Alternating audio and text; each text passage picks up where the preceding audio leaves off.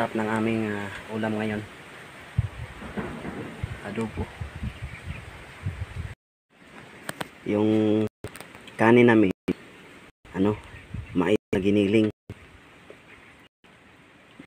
Yung previous na nag-ano ako ng mais ng nag-sailor ng mano-mano. Ito yun. Naging bigas na siya ta pinagilin. Saka parisa ng pork sinabaw kanina. So ang ginawa ko sa pagdian parang estilo ko. Ito na yung result oh.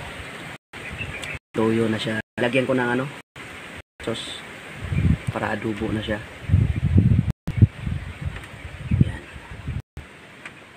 Mais na kanin namin. Guys. Sarap yan. Dito sa bukid.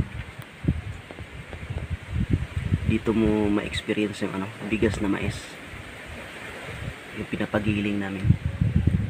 So maliliit na po siya na Yan o. Ayan.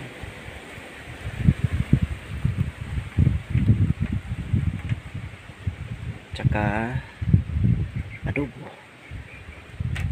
Medyo may sabaw-sabaw nga lang siya. Kinonvert ko ng adobo. So kaninang umaga ay sinabaw talaga siya.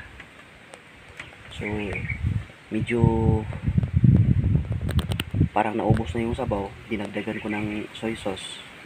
Kaya adobo yung labas. Tsaka may kunting bagoong.